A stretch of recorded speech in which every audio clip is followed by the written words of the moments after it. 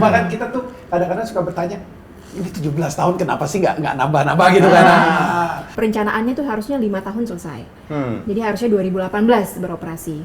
Tapi faktanya di fase 1 kemarin kita operasi 2019. Memang isu utamanya nggak lain itu adalah pembebasan tanah gitu. Itu udah sudah pasti. Yang paling penting adalah berapakah kemampuan pemerintah daerah mensupport pembebasan lahan. Titik kritisnya di situ kalau kita ngomong teknis ya, sequence. Kita hanya bisa mengerjakan proyek itu berjalan lancar tanpa extension of time untuk kontraktor bila tanahnya ngikutin lebih dulu. Ya, apakah itu terjadi? Kemarin sih kita indikasikan sulit terjadi. Karena sekalian ya, karena setiap rapat sama tim,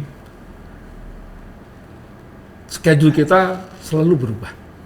Pemilik tanah juga harus dengan sukarela meskipun harganya diatur, dia bayangin harganya diatur, ada audit ya, tunduk pada audit, tapi ya kalau misalnya si pemilik lahan nggak ikhlas. Nah, kejutan-kejutan yang kita temukan di bawah tanah itu mengganggu banget nggak sih ke schedule kita? Ya, lumayan. Lumayan ya. Seandainya itu betul 500 miliar, berarti kan 8 triliun dibagi 500 adalah 16 tahun. Itu pun harus runtun dengan siklus pekerjaan. Ini kelar ya. Jangan nanya ke saya, hanya analisis ini loh. Kelar ya. Kalau hanya itu, analisis. Kalau itu bisa entar 2045 Sehingga, nih. Nah, kalau tadi kan disinggung nih Pemprov, ada pemerintah pusat juga nih. Nah, kalau boleh dapat bocoran, emang Pak Gubernur kita peduli nggak sih?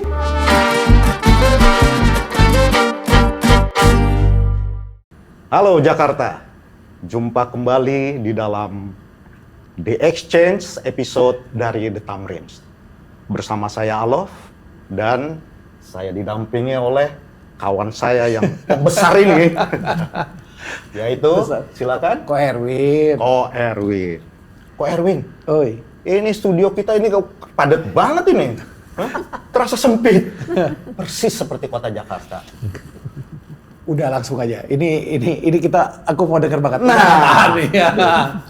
Bagaimana Jakarta yang padat ini bisa diperlancar? Itu kan yang mau kita bicarakan hari ini. Secara khusus kita akan bicara soal Mass Rapid Transport MRT. atau MRT. Istilahnya apa sih kemarin tuh? Moda Raya Transportasi. Bahasa Indonesianya katanya begitu tuh. Oh, oke. Nah, untuk itu sebelum kita bicara lebih lanjut, kita perlu tahu MRT ini dulu dibikin di Jakarta buat apa? Itu jadi pertanyaan pertama kita. Untuk itu telah kita hadirkan Mas Tribudi. Ya. Halo. Beliau Pagi. adalah Direktur Utama MRT yang pertama. 2008. Artinya beliau inilah yang pertama kali meletakkan fondasi misi MRT. Lalu kita juga tentu perlu dong orang yang sangat kompeten di dalam pelaksanaannya.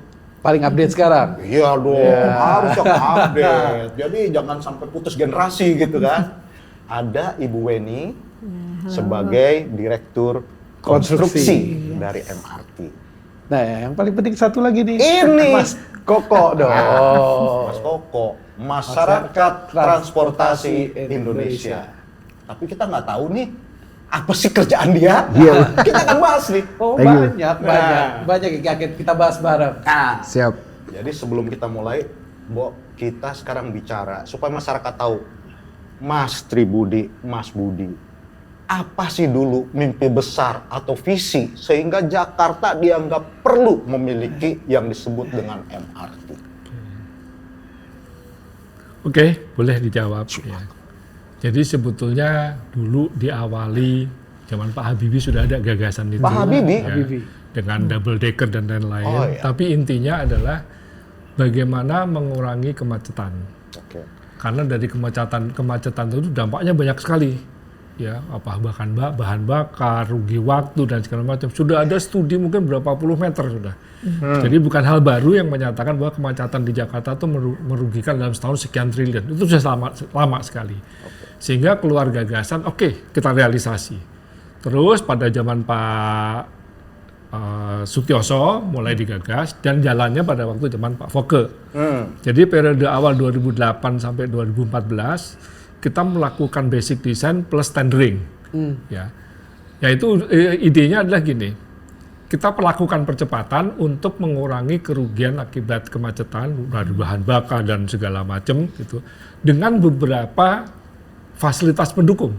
Contohnya, paksakan orang yang dulu naik kendaraan pribadi berpindahlah ke MRT.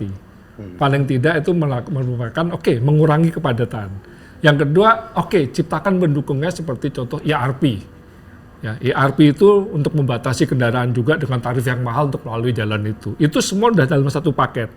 Ya, termasuk juga ada law enforcement mengenai daerah ini akan menjadi daerah apa, daerah ini akan menjadi daerah apa, sehingga dibuat satu studi.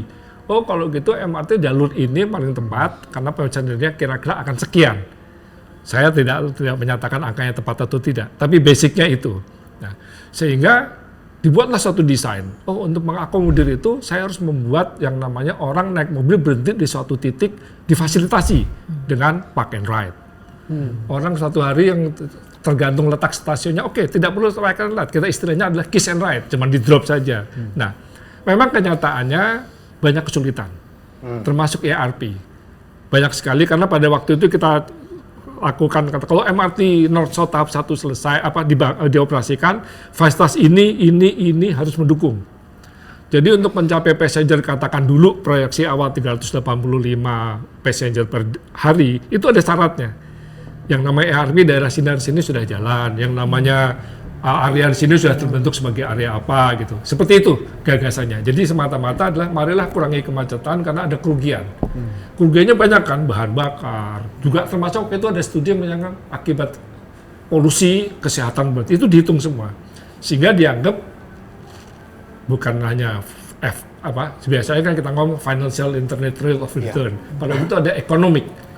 Itu diperhitungkan. Aspek itu. Ya, aspek itu yang di dalam satu desain, satu konsep, sehingga diberi kewenangan penuh oleh DKI, nanti kolom koreksi, MRT ngerjain, dikasihlah kuasa kita untuk mereview desain, untuk menjual, melelang, sampai dengan periode saya pada waktu tinggal menentukan siapa pemenangnya. Nah, memang itu adalah waktu 4 tahun sangat capek. Nanti Pak Bu Weni bisa cerita bahwa sekarang ternyata lebih capek lagi, gitu ya kira-kira gitu. Jadi gagasannya itu mengurangi kemacetan karena ada kerugian berupa financial, tapi juga ada keuntungan yang ekonomik.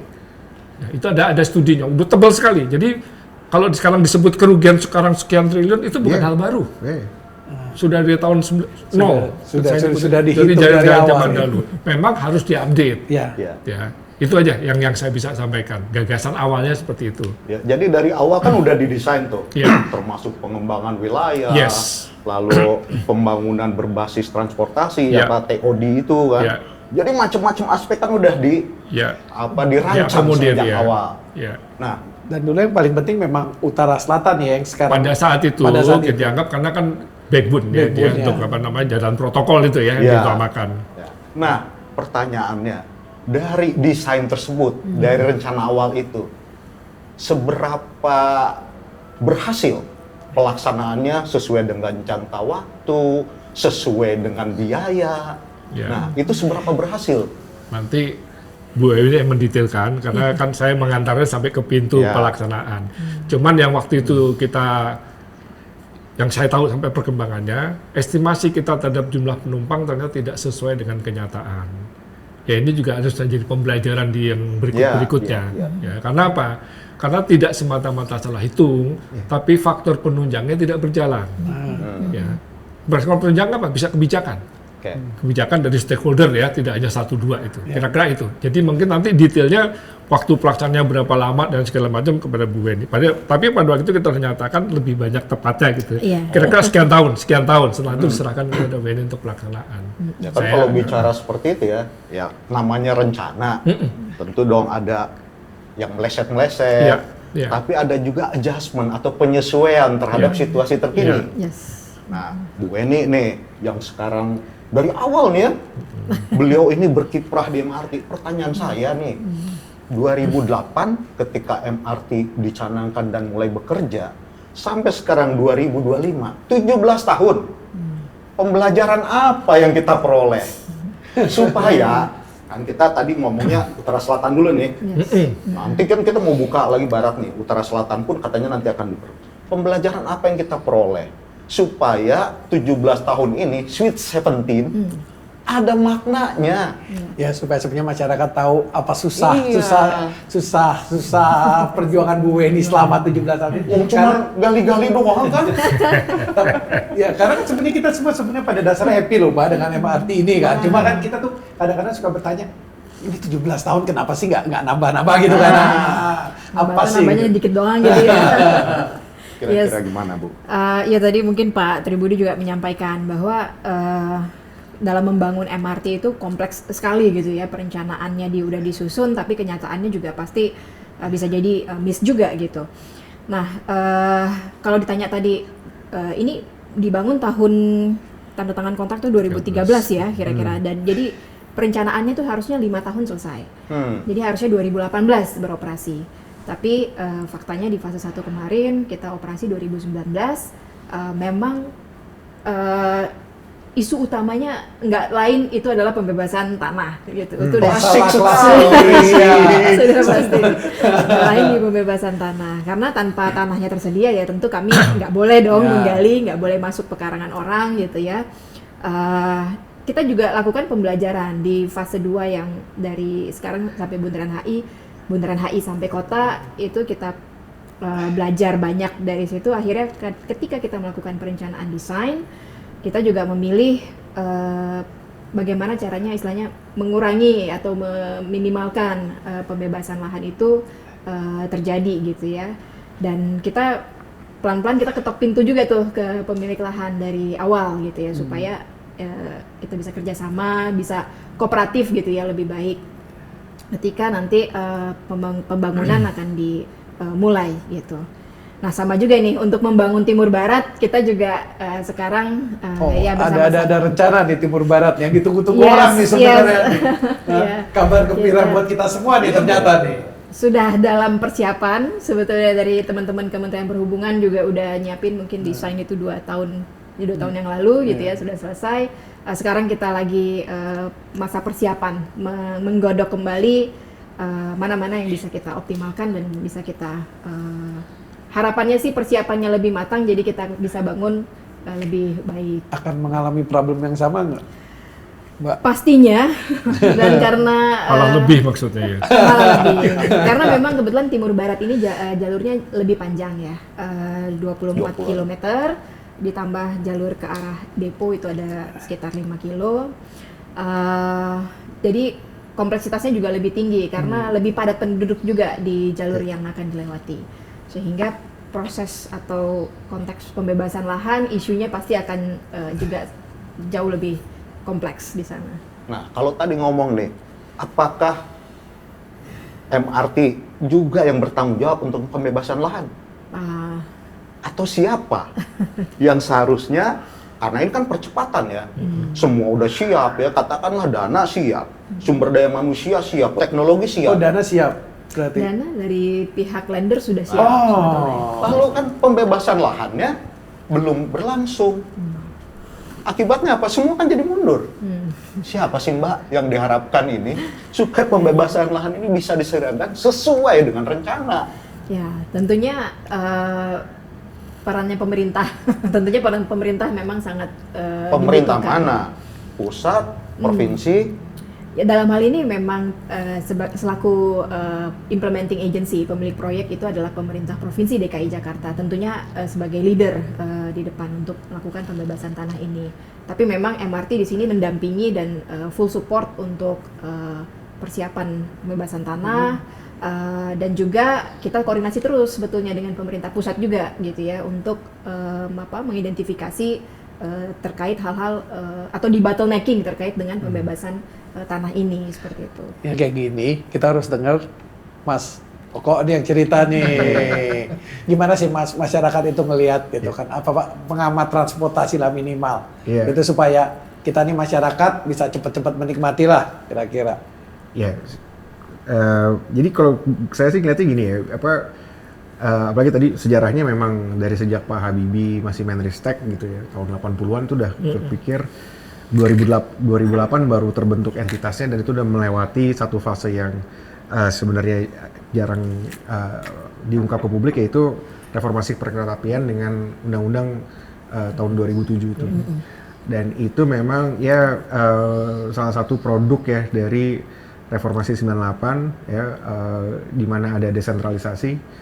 Ya, mungkin pas zamannya Pak Habibie ya mikirnya pemerintah pusat yang mikir mungkin waktu itu. Terus 2007 itu juga termasuk dalam tanda kutip liberalisasi beberapa sektor. Ya. Di perkeretaapian artinya apa? KAI bukan lagi monopoli. Sebagaimana di sektor jalan tol, jasa marga bukan lagi monopoli, di migas, Pertamina juga bukan monopoli. Nah itu penting kenapa? Kalau nggak MRT nggak ada gunanya. Undang-Undang 23 ya. Ya, Undang-Undang 23 2007 ya.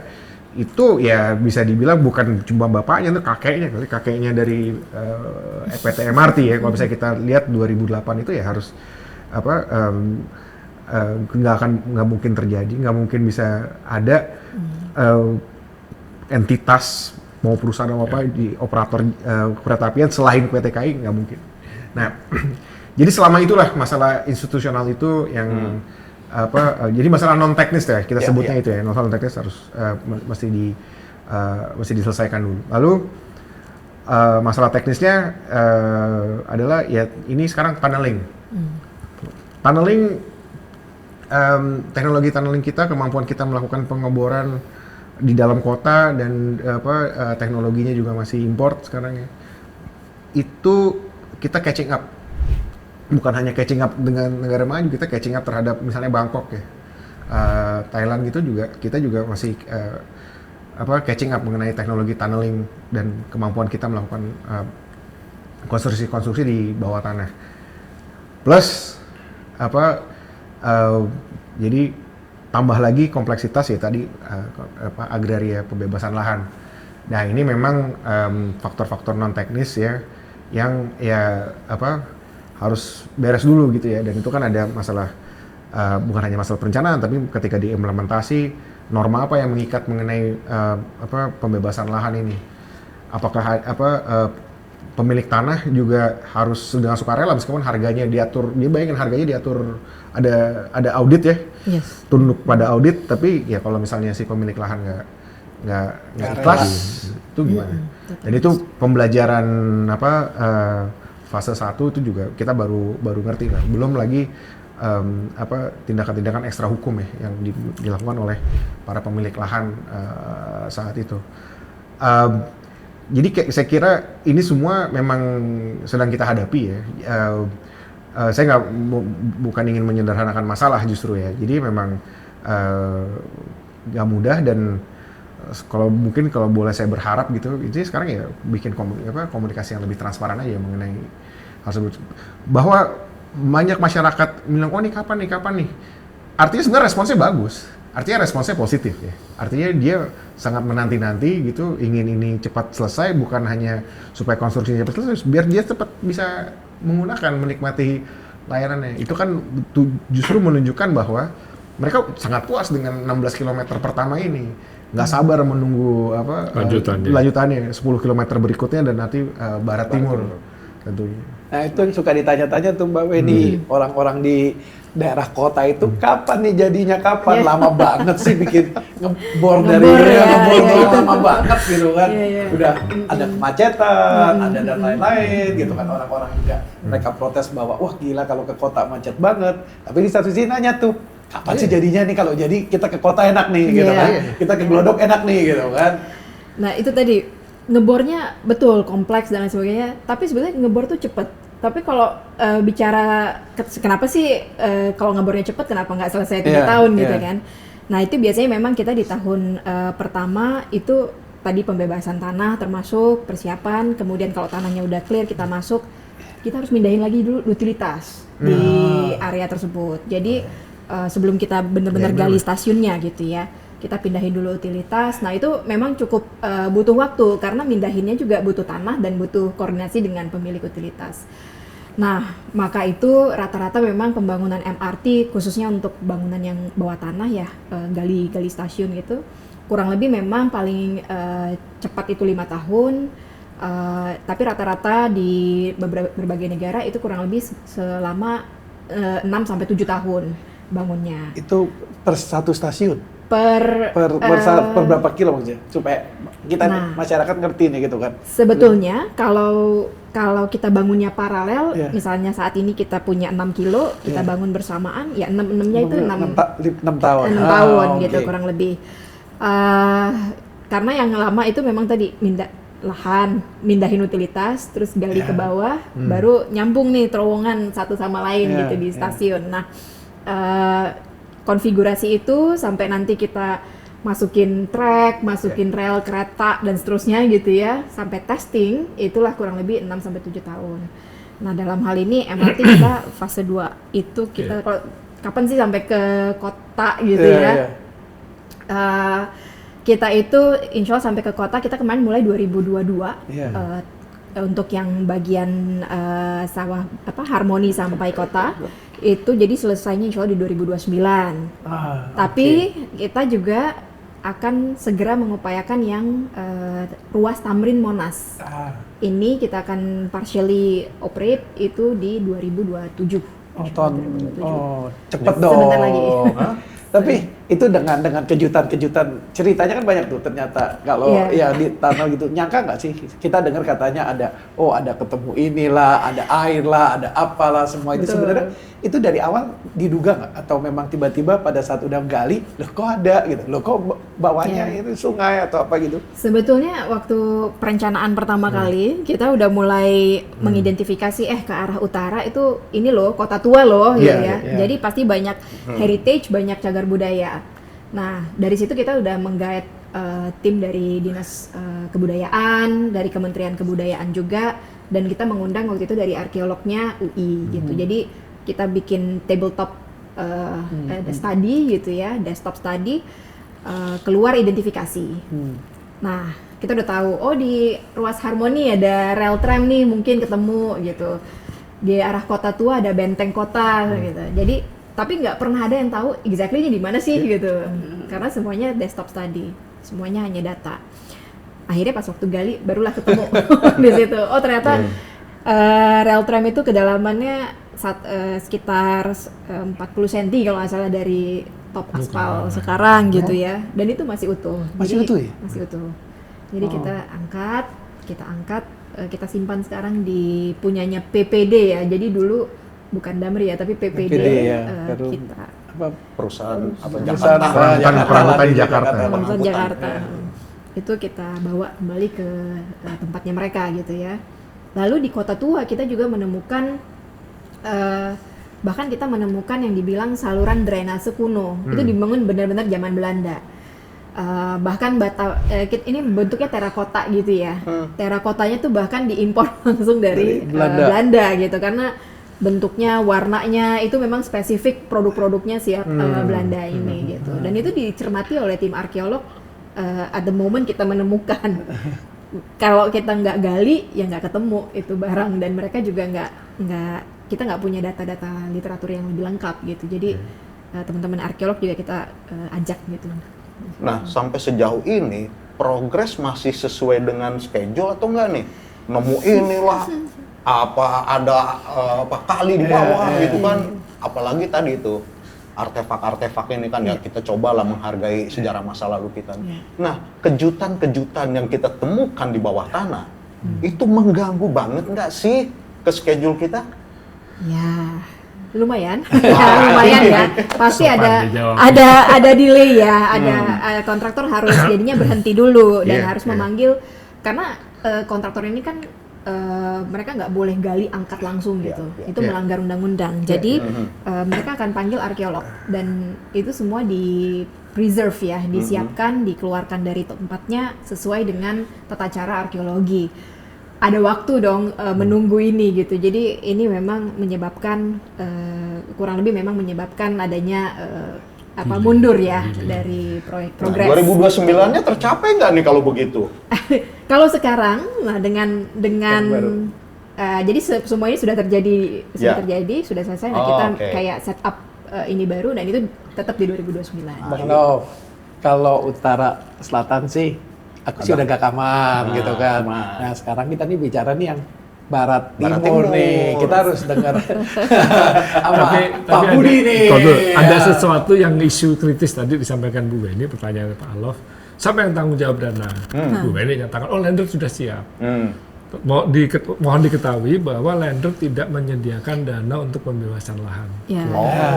Jadi pembebasan lahan itu adalah kewajiban dari Pemda. Kecuali kalau memang ada kesepakatan diambil alih oleh Elman pusat. Itu nanti karena mau menyinggung timur ya itu. Nah itu, sebenarnya saya mau singgung itu tadi itu tuh kalau timur barat ini pembebasan lahannya kan karena nggak bisa dari itu. Nah ini gimana nih pengalaman Pak Budi di awal-awal gitu kan pembebasan lahan seperti ini kan? Bapak tahu yang namanya kebetulan saya diajak Bu Weni ikut mikirin East West. Jadi pembebasan lahan yang dari Tomang ya, dari Tomang sampai Medan Satria, di mana ujung Menteng sampai Medan Satria hampir 2 kilo itu miliknya Kota Bekasi. Itu pembebasan lahannya tanggung jawab pemerintah pusat melalui Elman. Sisanya itulah Pemprov DKI. Yang ini lagi dalam diskusi kita. Nanti Bu Weni juga cerita kemampuan keuangannya bagaimana gitu kan. Terus sampai apakah masih akan lebih lama lagi dari ini. Kalau yang East West tuh undergroundnya cuma 9,6 kilo ya kira-kira tahap 1 ya. Sisanya ya sekitar 15 kilo semua elevated. Plus yang 5,9 ke Rorotan itu juga elevated ya kira-kira gitu. Budi, ini kan pembebasan ini sebenarnya kan cuma kebijakan kan? Kan sebenarnya bukan teman-teman MRT yang harus mikir, yang harus pusing-pusing, makanya itu kan. Saya bantuin jawab. Jadi memang PT MRT dari awalnya kan ditugaskan oleh DKI pada waktu masa saya untuk melaksanakan pengadaan dan segala macam, tapi tidak pengadaan tanah. Ya. Jadi juga sampai operator. Sehingga kemarin waktu kita diskusi sama tim dari MRTJ, yang paling penting adalah berapakah kemampuan pemerintah daerah mensupport pembebasan lahan. Titik kritisnya di situ, kalau kita ngomong teknis ya, sequence. Kita hanya bisa mengerjakan proyek itu berjalan lancar tanpa extension of time untuk kontraktor, bila tanahnya ngikutin lebih dulu. Ya, apakah itu terjadi? Kemarin sih kita indikasikan sulit terjadi. Karena, sekalian ya, karena setiap rapat sama tim, schedule kita selalu berubah. Ya.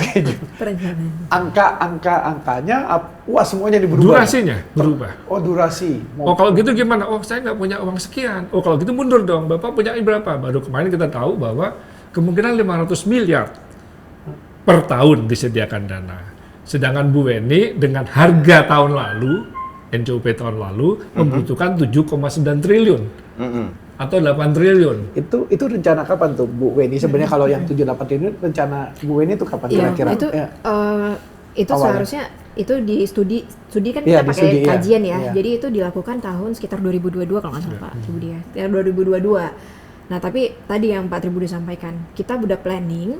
Normally itu kan bangun MRT itu 6-7 tahun. Tapi dengan situasi 6-7 tahun itu kita butuh dana 7,9 total gitu ya. Untuk bisa menyelesaikan ini nih tepat waktu gitu. Selama 4,5 tahun durasinya. Durasi karena kan harus bebasan bertahap seperti itu. Dan ini kemampuannya ini yang masih sampai hari ini mereka tuh nggak bisa ketok palu tuh. Kalau buat saya orang awam kalau bukan mereka, kita tidak bisa mengestimate karena belum ada kepastian berapa sih dana yang disediakan. Seandainya itu betul 500 miliar, berarti kan 8 triliun dibagi 500 adalah 16 tahun. Itu pun harus runtun dengan siklus pekerjaan. Ini kelar ya. Jangan nanya ke saya, hanya analisis ini loh. Kelar ya. Kalau hanya analisis. Kalau itu bisa entar 2045 nih. Sehingga ngelancangin. Sehingga pada waktu rapat terakhir hari Rabu lalu, itu mengulang rapat saya bulan lalu, saya menyatakan hanya keputusan gubernur yang bisa mengklarifikasi ini. Jadi saya mohon nanti kepada tim itu ada alternatif optimis, moderate, pesimis, ajukan kepada gubernur. Apabila Bapak ingin beroperasi tahun sekian, dana yang harus disediakan untuk tanah sekian. Nah itu harus diajukan sehingga diketok palu, baru kita backward. Oh kalau begitu dananya setiap tahun begitu berarti urutan kerja kita berubah. Karena tidak semata-mata dana, tapi kan harus sequence pekerjaannya harus cocok. Gitu. Ini yang masih panjang ceritanya. Belum lagi mafia-mafia tanah pada saat dengar 5 tahun ke depan bahwa jalan ini mau dipakai untuk MRT, tiba-tiba kebetulan saya nggak ada yang kenal tuh Pak. Jadi nggak. Saya juga tahunya dari koran Pak. Kemarin juga saya sampaikan ke Bu Wendy, Bu Wendy apa MRT udah menyala. Kita udah lakukan sosialisasi. Dianggap aman sebab justru enggak. Pemain tanah itu begitu sosialisasi mereka belanja. Itu dia. Itu yang saya sebut karena koran-koran itu tulis. Nah, sehingga mumpung ini PSN, kita masuk PSN. PSN Mas. Ini masuk PSN. Yes. Di PSN kan. Keren kan? Keren dong. Mumpung ini PSN, mari kita laporkan gubernur untuk disampaikan kepada pemerintah pusat. Kesulitan kami ini. Kan ada kan seperti tadi Mas Koko bilang. Kalau kita tidak bisa deal negosiasi, kan bisa kita konsinyasi. Itu bisa Mas Koko ya kalau dari segala undang-undang peraturan dan segala macam itu. Jadi itu jadinya udah bersinggungan ke masalah agraria ya. Dan itu memang ya nggak solusinya nggak straightforward. Jadi ini sekolahnya bukan engineering ya. Sosial politik. Sementara duduk di sini engineer semua. Tapi itu realitanya. Apalagi tadi sosialisasi kan artinya kan justru ya itu yang spekulan jadinya. Ya membuka kan. Iya. Jadi kan tuh. Jadi kadang-kadang ada transparansi ya dari pemerintah. Kita akan membebaskan lahan ini. Tapi informasi itu nggak simetris ternyata kan. Yang lebih paham informasi itu jadinya menggunakan informasi itu untuk melakukan spekulasi. Nah, itu problem klasik ya. Yang ternyata meskipun kita udah mereformasi undang-undang perkeretapian, kita udah punya engineer yang lebih qualified gitu ya. Masalah agraria ternyata masih stuck di nggak tahu zaman tahun berapa. Cuma itu dia. Jadi itu nah solusinya apa? Kita harus ya saya nggak mau mendahului teman-teman atau ahli hukum agraria. Bahkan kayak waktu itu pertanyaan mengenai ini kita punya tanah di sini ya. Di bawah pondasi terus berapa meter ke bawah itu baru ditanyakan gara-gara MRT. Iya betul. Sebelumnya kita nggak pernah mempertanyakan itu. Ruang bawah tanah. Ruang bawah tanah itu apa? Kita itu sempat kirim tim ke Taiwan ya waktu itu untuk studi. Untuk studi banding. Nah tapi akhirnya nggak tahu deh fatwanya akhirnya ya udah sampai pusat bumi masih belum putus juga. Belum menjadi permen gitu. Belum jadi permen. Masih di level permen APR pemerintah provinsi aja tuh 30 meter gitu. Tapi belum jadi permen, belum jadi undang-undang. Itu pasal saya tuh waktu studi itu. Berapa tahun itu? Saya selesaikan 2012 ya. Nah, pertanyaan saya begini nih, ternyata ada faktor non teknis yang bukan di luar bidang kita, di luar kekuasaan kita. Nah, kalau tadi kan disinggung nih Pemprov, ada pemerintah pusat juga nih. Nah, kalau boleh dapat bocoran, emang Pak Gubernur kita peduli nggak sih? Atau seberapa concern beliau terhadap MRT yang boleh dibilang nanti menjadi ikonnya Jakarta yang bisa dinikmati oleh masyarakat? Kalau aku yakin gubernur sih peduli lah. Orang dia Transjakarta dibagusin, yang lain-lain dibagusin. Tapi kan bagaimana realisasi? Jadi bagaimana concern beliau kegesitannya beliau untuk berkomunikasi supaya tadi misalnya permennya jadi dong misalnya gitu. Selama ini gimana nih Mbak Weni? Sebetulnya kalau kami melihat Pak Gubernur juga cukup secara visi ya bahwa shifting moda transport, bahwa proyek-proyek public transport itu cepat diselesaikan, itu beliau sebetulnya dukung penuh gitu ya.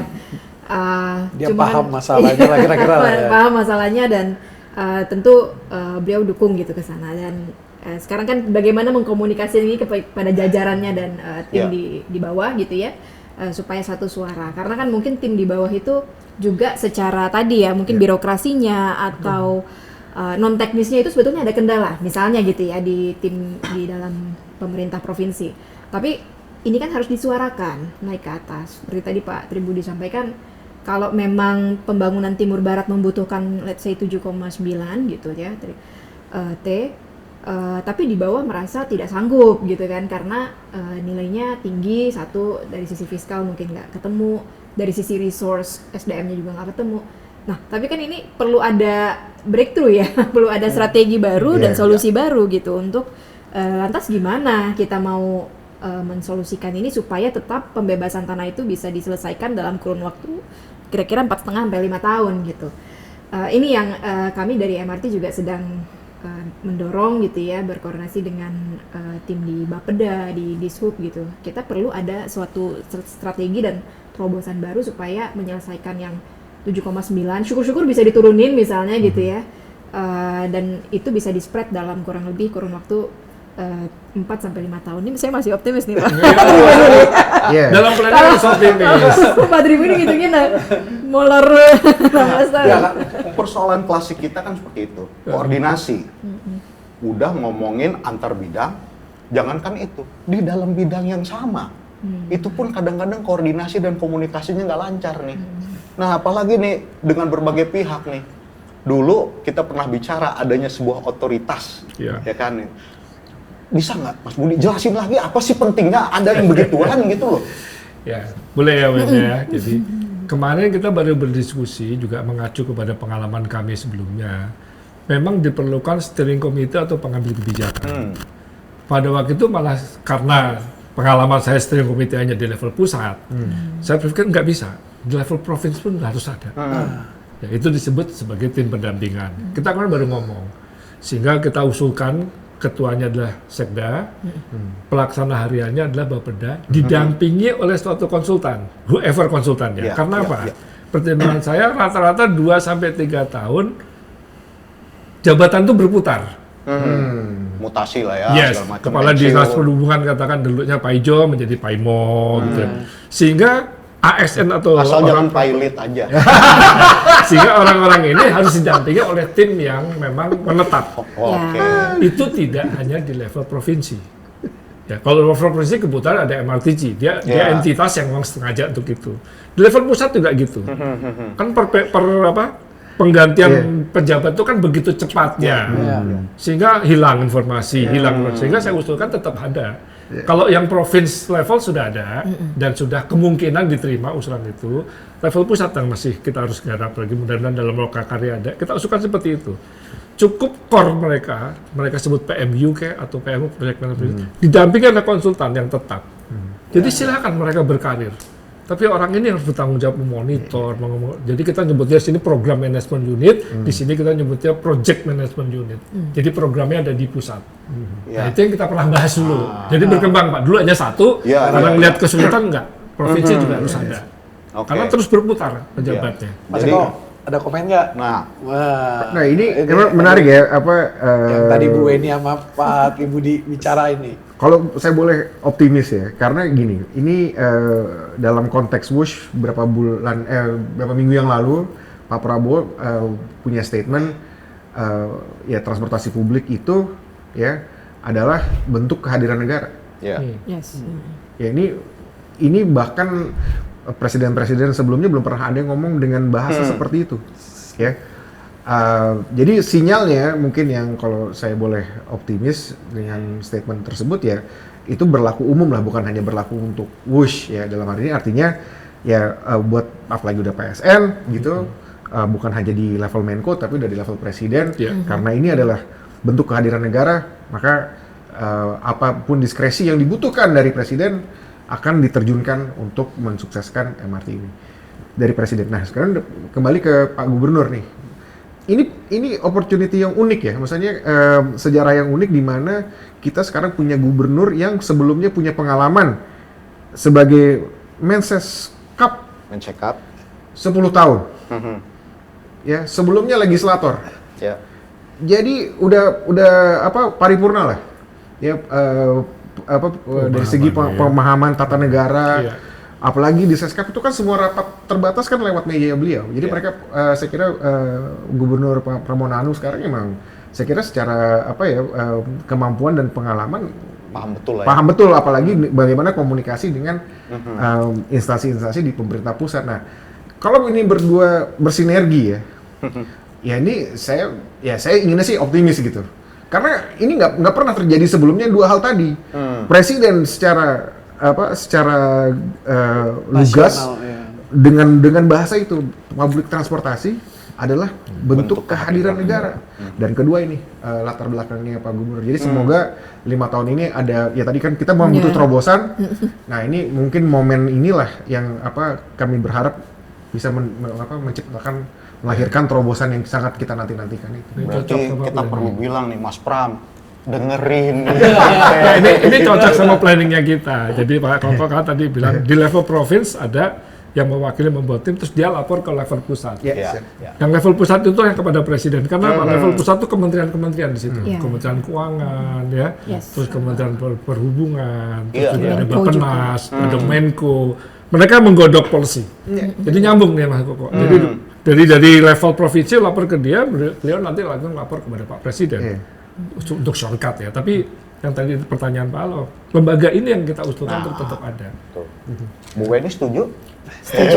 Sudah rapat 4 kali soalnya. Memudahkan pekerjaan. Tapi secara policy, secara nasional, undang-undangnya semua udah mendukung semua nih ya. Jadi problemnya kan sebenarnya ya teknis pembebasan tanah dan yang lain-lainnya oke kan sebenarnya. Gini, keberpihakan tetap penting ya. Karena teman-teman yang di lapangan itu mereka tahu lah ada resiko, ada resiko jabatan, salah satunya resiko audit. Ya. Nah itulah makanya perlu level tertinggi dalam hal ini presiden. Oh ini udah ada payung perpresnya itu melindungi teman-teman yang di lapangan. Ketika nanti ya saatnya audit gitu. Ya saya ngerti ya ada resiko jabatan ya ini kan yang kita nggak fair juga gitu ya kita resiko audit kita hanya jurumuskan ke level teman-teman di lapangan. Nah, ketika udah ada statement dari Pak Presiden tadi, ya saya harap diterjemahkan dalam dituangkan dalam produk perundangan yang melindungi teman-teman yang melakukan aksi di lapangan. Ya penting ini, soalnya jangan sampai ntar setelah pensiun gitu ya kan, baru dipanggil kejaksaan. Penting kita kan. Padahal jasanya besar loh, dan dia ngambil resiko yang mungkin harus diambil. Yes, ya, betul. Itu. Jadi ya kalau Obama dulu pernah bilang semua persoalan berhenti di sini. All buck stop here. Nah kan Pak Prabowo udah ngambil seperti itu. The buck stops with me. Nah itu. Nah tinggal kan sekarang bagaimana kita secara cerdas menerjemahkan itu. Ada kebutuhan percepatan, ada juga kebutuhan masyarakat, ada kebutuhan dan berbagai kepentingan. Bagaimana mengakomodasi itu di dalam sebuah payung hukum yang bisa melindungi semua, ya kan? Ini menjadi pertanyaan besar juga nih, Pak Erwin.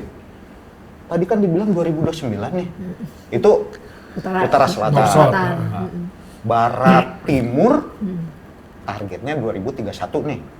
Benar nggak? Target, kita ngomong target dulu lah ya. Nah, kan hal ini nggak semua juga masyarakat tahu. Seperti tadi pertanyaan Ko Erwin, sampai kapan guys menderita begini? Nah, itu titipan pertanyaan tuh gitu kan. Saya pikir juga harus diterangin sama masyarakat supaya mereka ngerti, ini utara selatan masih problem nih, terutama kan di daerah-daerah ya kota Ampoli dan sekitarnya itu kan. Mereka suka bertanya-tanya gitu tuh. Ya itu saya pikir juga harus dijelasin sih ya gitu kan. Paling enggak mereka itu bisa memprediksi, oke, gue menderita sekian lama, ya kan? Sampai saat itu saya harus bersabar atau cari alternatif. Nah, yang jadi pertanyaan berikutnya adalah selain tadi berapa lama masyarakat mesti menderita, setelah penderitaan itu, kebahagiaan atau benefit apa yang bisa mereka peroleh? Biar balance lah. Ya, mungkin kalau tadi ya 2031 memang target untuk Timur Barat. Ya tapi tadi dengan harapan adanya terobosan-terobosan baru khususnya di pembebasan tanah. Regulasi-regulasi yang bisa mendukung gitu ya, kita tetap akan menjaga gitu ya target tadi 2031. Ya kalaupun kita bergerak mungkin nggak terlalu lama dari situ, kita nggak mau juga masyarakat menderita terlalu lama gitu ya. Dan ketika pembangunan pun kami selalu dari MRT Jakarta kita akan melihat bagaimana kita terutama biasanya kemacetan kan ketika bangun macet. Itu gimana sih gitu. Nah itu kita biasanya punya namanya traffic management juga gitu ya, kita consolidate dengan dinas perhubungan dengan kepolisian gitu ya untuk memanage traffic ini. Tapi mohon maaf dan mohon bersabar, pasti memang dalam kurang lebih 6 tahun 7 tahun itu pasti akan terdampak. Nah cuma setelah itu tentu masyarakat akan sangat merasakan ya manfaatnya. Mungkin saya share sedikit Pak Tribudi juga. Ketika MRT fase 1-nya beroperasi kemarin, kita juga udah mulai merasakan membawa orang 30 menit dari Lebak Bulus sampai HI. Itu memang manfaat utama gitu ya. Membuat banyak orang happy, Mbak. Nah, cepet gitu kan ya. Yang orang biasanya ninggalin mobil di Lebak Bulus, naik MRT ke kota gitu. Cepet 30 menit. Tapi ternyata manfaat kita nggak hanya sampai situ, tapi juga kita bergerak dari selatan ke utara itu ternyata menimbulkan ruang-ruang hubung baru gitu. Kita kayak contoh Blok M sekarang jadi hidup lagi nih, gitu ya, yang tadinya hampir mati gitu. Ini jadi hidup lagi dan bahkan sekarang jadi hype gitu ya kalau anak-anak Gen Z sekarang. Kemudian kita juga mulai lihat Duku Atas gitu ya, itu juga udah mulai hidup kembali karena ada peranan kawasan di sana gitu. Nah ini yang kami melihat peran MRT jadi itu nggak hanya membawa transporting orang dengan cepat gitu ya, tapi ternyata membuat ruang-ruang kawasan-kawasan baru atau ruang publik baru yang jadi kotanya tuh semakin bertumbuh gitu. Kalau mungkin saya kutip sedikit Pak Wagub kemarin hadir di acara MRT dan beliau menyampaikan bahwa MRT itu bukan sekedar perjalanan, tapi lebih dari itu gitu ya, lebih dari sekedar hanya perjalanan tadi, hanya berpindah titik gitu ya. Itu sekarang ada berapa ribu kira-kira penumpang MRT? Penumpang kalau per hari ini sudah di angka 120.000 itu yang per average hari, ya. Per hari. Tapi sebetulnya kalau weekdays itu lebih tinggi, mungkin udah mencapai 140-an. Weekend memang dia turun sedikit, tapi masih relatif lebih relatif baik juga sebetulnya. Nah, tadi kan pertumbuhan wilayah ya. Jadi seperti tadi contoh Blok M, nanti di Lebak Bulus juga bertumbuh. Pertanyaan saya, emang ini by design atau kreativitas masyarakat saja? Mungkin both ways ya, tapi yang jelas ketika MRT dulu mungkin Pak Tribudi nanti bisa cerita juga waktu disusun dan distudikannya itu memang sudah akan terlihat mana titik-titik yang akan bertumbuh itu. Itu sudah terlihat. Nah, by time ketika MRT jadi kawasan juga bergerak gitu kan ya, mungkin para masyarakat sekitar juga jadi ikut bergerak. Nah ini ada simbiosis ya dari kedua ini gitu ya, dan ikut bertumbuh. Ini alangkah lebih baik lagi kalau pemerintah. Itu yang saya mau tanya sejak tadi sama Pak Budi sama Mas Koko. Sebenarnya kalau kebijakan seperti ya kita bilang ganjil genap lah, entah dia mau bikin RAP lah, entah seperti zaman Pak Ahok itu motor tidak boleh masuk di kawasan itu kan sebenarnya aku merasakan nikmatnya dulu Sudirman Tamrin walaupun tanpa motor itu jauh lebih lancar loh Pak. Gitu. Tapi kan terlepas sekarang ada motor lagi dan ERP yang nggak jadi segala macam, kayaknya kan kita nih orang nih masyarakat Jakarta dan harus dipaksa awal-awal. Tapi setelah dipaksa awal-awal mereka happy kok. Saya ingat Transjakarta awal juga, waduh Pak, ribet, ya? Semua yang marah jalan jadi tinggal satu Pak. Sekarang penikmat kan Transjakarta. Ya, ada dua isu berarti yang disampaikan. Yang pertama tadi komitmen seluruh stakeholder terhadap perencanaan. Itu paling penting. Karena apa? Tadi kan Bapak bilang ERP, terus orang dihalangi masuk ke koridor jalan protokol. Itu adalah bagian dari yang saya bilang law enforcement. Jadi nggak bisa MRT sebagai operator bangun sendiri. Itu juga terjadi pada nanti East West. Nah kembali ke North South. Yang tadi Bapak bilang apakah ini by design atau memang kebetulan? Sebetulnya gini Pak, awalnya tuh kita memohon lah kepada DKI memberikan 5 lokasi yang berpotensi untuk tumbuh kita kelola sebagai TOD. Salah satunya Blok M. Dikelola oleh MRT. Yes. Ngikutin Hong Kong. Ya, di mana tanah itu diserahkan kepada MRT dengan sewa kecil pun Hong Kong kan begitu. Sehingga dia bisa di atas 40% non-fare box-nya. Nah, titik-titik 5 itu yang sekarang sudah berkembang. Ya. Bahkan dalam planning kita dulu, Pak Iwan tuh ya, lebih besar dari yang sekarang ada planning kita dalam waktu 5 tahun. Tapi itu sekarang kan di tangan Bu Weni nih. Jadi memang itu tumbuh, betul. Ada 5 stasiun, Weni ingat nggak? Lebak Bulus, terus Blok M, Duku Atas, Istora termasuk ya, kawasan Istora. Sama Bundaran HI ya. Bundaran Duku Atas HI. Ya. 5 itu kita minta. Jadi udah kita prediksi itu, bahwa itu akan mengenerate aktivitas ya. Dikasih nggak? Pada waktu saya di sana masih belum dikasih, tapi sekarang ada kemungkinan juga belum dikasih. Sudah ada. Tapi memang untuk mendorong ini, istilahnya kalau saya mungkin mengutip sedikit istilahnya pistolnya udah ada. Nah amunisinya nih perlu balik lagi nih masalah regulasi dari pemerintah, kebijakan dan segala macam ya. Kita juga dong naik MRT dan juga mengisi ruang-ruang itu dong masyarakat. Ya. Makanya kan masyarakat kan bisa bergerak itu kalau ada insentif dari pemerintah kan, supaya mereka berkreasi, mereka di situ membangun ekonominya dan segala macam kan. Sekarang kan yang menjadi pertanyaan itu, berarti kan segala sesuatunya seharusnya by design. Lalu apa insentif yang diberikan kepada para pihak nih supaya itu bisa bertumbuh, gitu kan? Udah 48 menit. Pertanyaan saya terakhir. Ini pertanyaan penting. Kita ngebangun kan buntut-buntutnya ribut. Ya kan ngomongin capex, opex segala macam, lalu utang kita sekian puluh tahun. Pertanyaan saya nih, secara pembiayaan untuk MRT yang nambah utara selatan, lalu nanti kita bikin baru barat timur dan feeder-feedernya.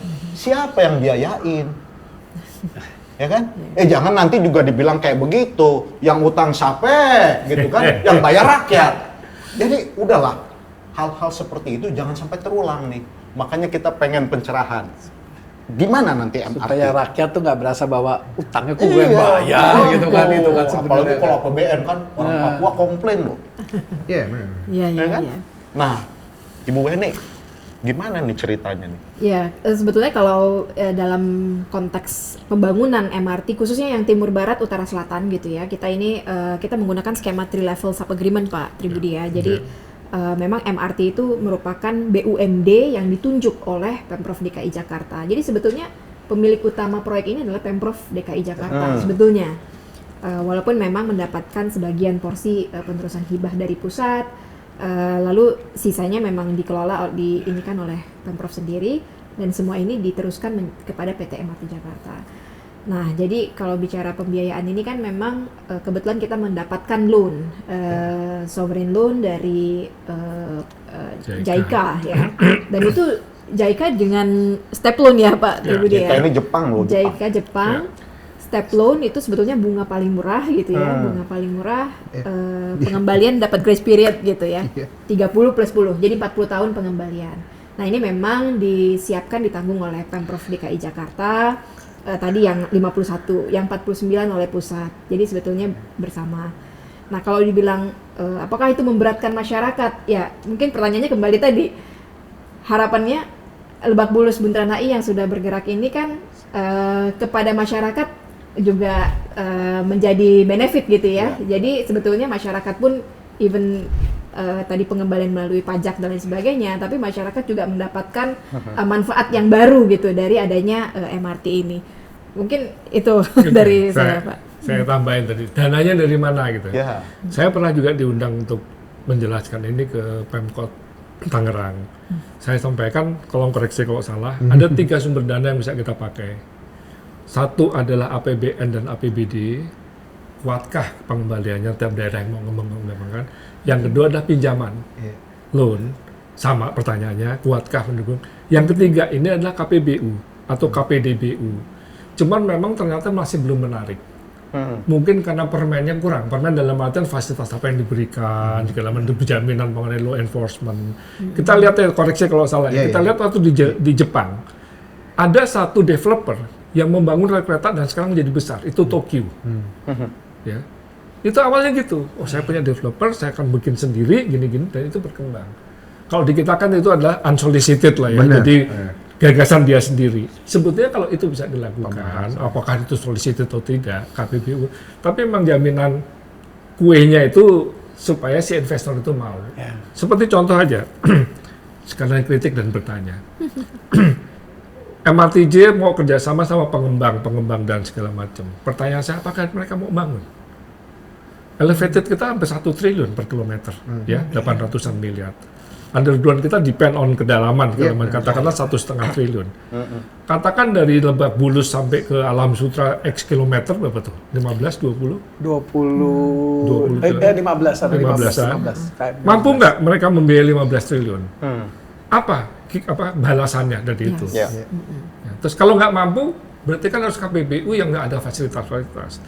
Termasuk juga pada waktu East West Timur Barat saya pertanyakan, kita extend kepada pembangunan di satu wilayah yang ada developernya. Ya.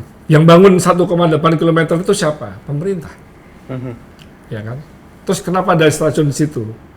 Karena mengadop yang kita lihat aja, contoh ini sukses atau tidak. Gitu. Tapi tambahan 1, sekian kilometer, 1,8 itu kan kembali kepada pemerintah yang bayar, karena loan. Ya. Jadi tadi yang saya sebut, Pak, dari mana dananya? Ada 3 alternatif. Nomor 1 itu kayaknya berat. Yang nomor 2 sudah terjadi untuk MRT East West, dan tampaknya juga untuk Surabaya dikembangkan, yang itu dari KFW. Yang kereta api untuk KPBU atau KPDBU belum pernah ada.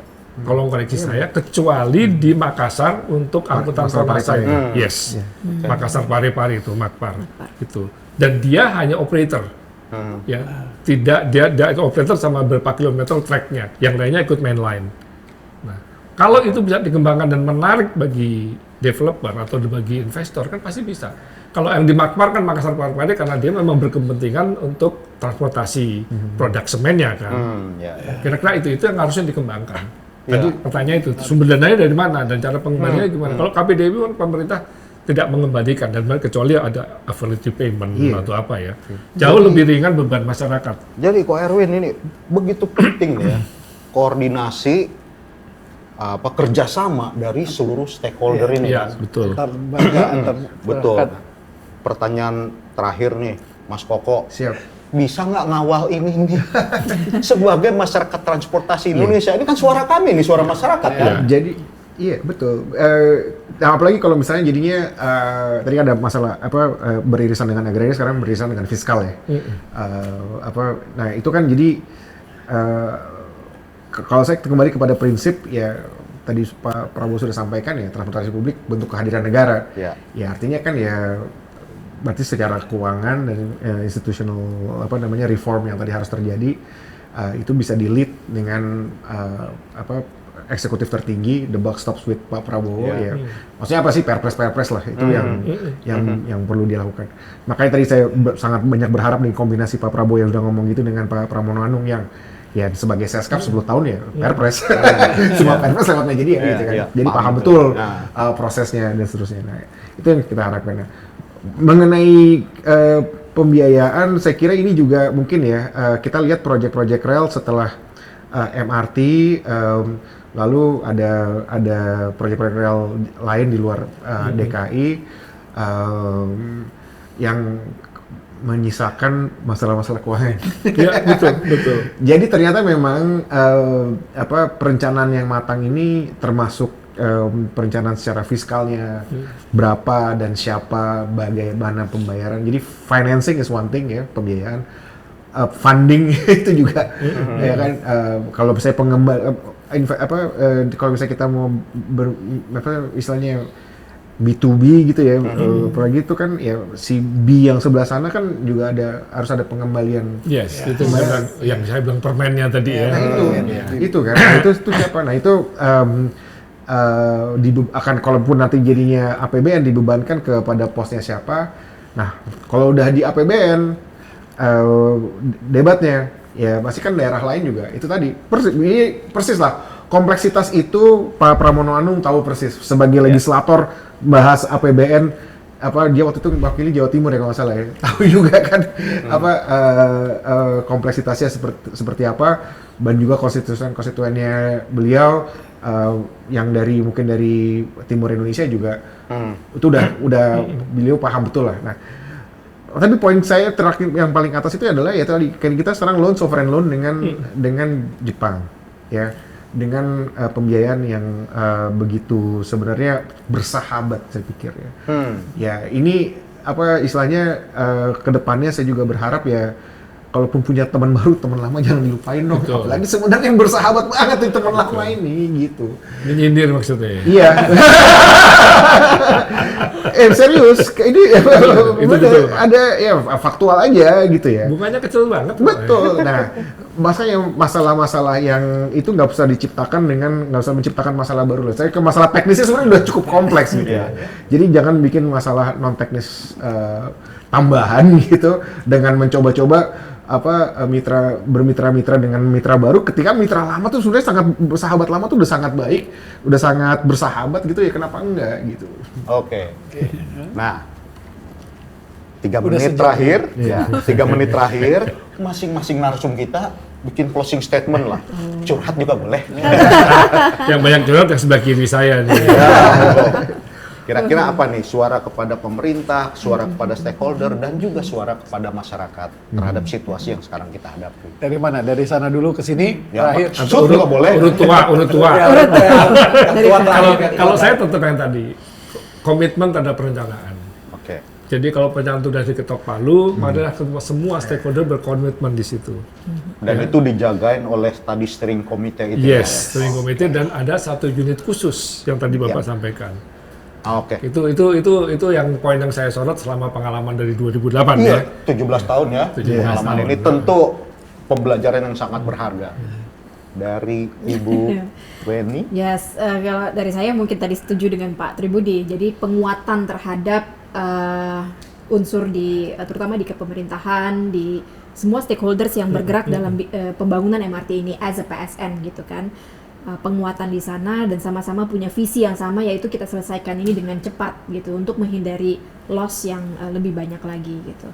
Mungkin terakhir tambahan dari saya sedikit mengubah mindset ya, yang dibilang bahwa MRT, LRT atau urban railway itu adalah hanya semata transportasi, tapi ternyata tidak hanya itu gitu. Jadi mencontoh di negara lain, di China gitu ya, mereka membuat atau melihat pembangunan urban railway-nya adalah beririsan dan berkaitan dengan pembangunan kawasannya. Jadi sebetulnya ini adalah solusi urban, solusi perkotaan. Ya, mungkin agak sedikit berbeda gitu. Ini sedikit shifting mindset ke sana. Dari saya itu. Sepakat banget ya. Urban transport itu apakah transport di urban, apakah ada apa? Jadi mana lebih urban apa lebih transport? Secara kelembagaan, it's an open question ya. Tapi apapun itu ya, saya pertama harapan saya tentunya ya kita harusnya bisa lebih transparan terhadap misalnya tadi, nih kita penemuan arkeologi seperti ini gitu ya. Saya kira masyarakat juga ingin tahu, genuinely pengen tahu. Bagi mungkin pekerjaan tunneling ini bagi teman-teman arkeolog kan, mereka dulu pengen punya bikin proposal, saya mau gali di sini dong, guys, tapi udah lagi digali sama teman-teman MRT. Ya udah findings itu ya, artefak-artefak sejarah, dan itu ya sampaikan juga. Karena itu juga sebenarnya publik senang juga tahu bahwa ternyata dengan membangun MRT ini di bawah tanah, kita jadi lebih tahu sejarah kota kita. Itu juga achievement juga gitu ya. Dan kalau itu menyebabkan delay, ya kita ada benchmarknya kok di London gimana kalau ketika dia itu ketemu artefak dari zaman Hadrian Roma, dan bahkan di kota Roma sendiri tentunya sejarahnya sejarah arsitekturnya juga sangat dalam. Itu juga fakta-fakta yang saya kira publik bukan hanya berhak ya, tapi ingin tahu juga. Nggak ada salahnya juga itu juga dikomunikasikan oleh baik apakah Pemprov, apakah MRT, atau mungkin dari arkeolog, teman-teman arkeolog UI yang berkecimpung di situ. So saya kira gini, masyarakat tentunya setelah penantian lama dengan ridership begitu tinggi ya, belum pakai push faktornya tadi ya, pull faktornya udah luar biasa gitu. Dan kenapa di Blok M ini ternyata hidup lagi, karena dulu Blok M tuh mati karena ya udah saingan sama Pondok Indah Mall misalnya, mall-mall lain yang di luar Jakarta yang dengan lapangan parkir begitu luas. Ketika sekarang bisa menikmati Blok M tanpa harus mikirin musingin parkir, naik lagi. Jadi sebenarnya antusiasme masyarakat itu sebenarnya sangat menanti-nantikan. Nah, dengan kalau mereka tahu ya, mereka punya dapat informasi yang lebih reguler, lebih transparan, saya kira masyarakat juga akan makin happy dengan itu. Penting sekali nih, Pak Erwin. Masyarakat perlu mendapatkan informasi. Dulu saya ingat betul tuh, waktu MRT gali-gali, tunneling kan kita mungkin teknologi yang sangat baru ya. Takjub kita loh dengan medsos yang beredar itu. Tapi sekarang kayaknya diam-diam aja. Nah, gimana nih? Mungkin Ko Erwin, perwakilan masyarakat pengguna transportasi Ya kalau aku sih masih menantikan lah utara, selatan, timur, barat dan sarana pendukungnya, karena aku udah males sih macet sih. Itu sih Mbak. Udah males macet banget Jakarta. Itu aja lah. Ya. Jadi kalau kita bicara MRT itu bukan sekedar gimmick atau kosmetik. Ya. Tapi Betul. itu udah menjadi kebutuhan dan cara hidup orang Jakarta. Jakarta. Demikian kota Jakarta. Kita bersabar di dalam kondisi sekarang ini. Tapi penantian kita tidak akan sia-sia. Selamat Jakarta.